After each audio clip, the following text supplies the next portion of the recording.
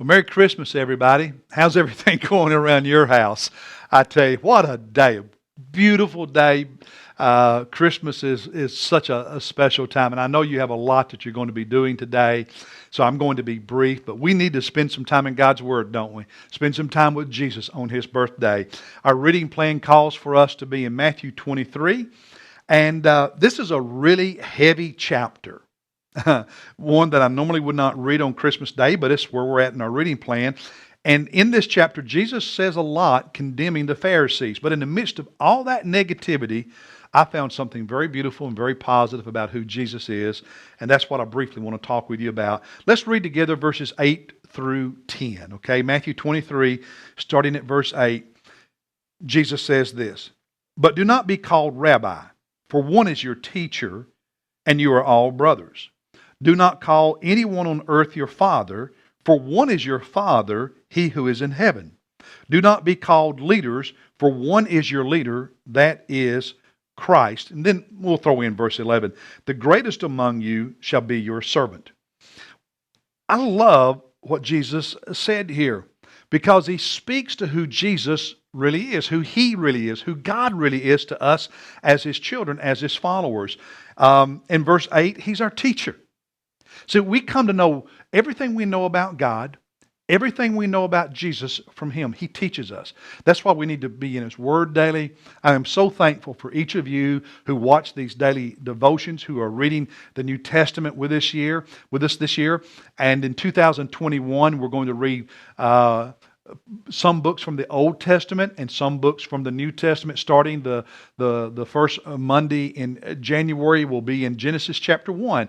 And our new reading plan is available at the church. You can pick it up on Sundays. It's also on our website. And we encourage you to read the Bible with us next year. And I'm going to continue doing these daily devotions. But Jesus is our teacher. We learn from Him and from His Word.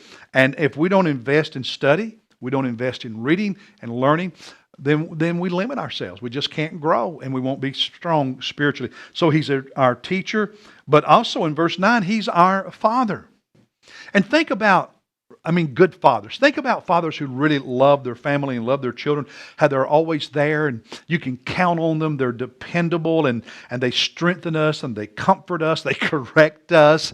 They help us. And that's who Jesus is to us. He's our teacher. He's our Father. He's always there giving us what we need when we hold tightly to His hand and don't try to resist Him and pull away. But He's also our leader in verse 10, that He directs us and guides us in life, and it's incumbent on us to listen to Him. And so today, Christmas Day, when we celebrate the Incarnation, it's not just the baby Jesus we celebrate, the birth of Jesus. It's the incarnation that God came to earth and took upon Himself humanity so we could have a relationship with Him, so He could pay the penalty for our sin. This Jesus whom we follow, allow Him to be your teacher. Allow Him to be your leader, the guide of your life, so that you live in His will and do what He directs you to do. Allow Him to be your Father who strengthens you, corrects you, comforts you, encourages you. Run to Him. Do not run away from Him. And today, on His birthday, on Christmas Day, will you renew your commitment to allowing Jesus to be your teacher, your commitment to get into His Word? Renew your commitment to allowing Him to direct you, to guide you, to do what He wants instead of always doing what you want. Will you renew your commitment to allow Him to be your Father, to be ever present in your life? And if you do that, then Christmas this year could be a turning point for you. And the greatest gift you can give Jesus, the greatest gift you can give Jesus on His birthday, this Christmas, is to fully surrender yourself afresh to Him. Why don't you take a moment there where you are, pray and do that. And let Christmas be special because Jesus is at the very heart of your life. Merry Christmas. I love you. Look forward to being with you Sunday morning and then also next Monday as we continue these daily devotions. But again, Merry Christmas and God bless you, brothers and sisters.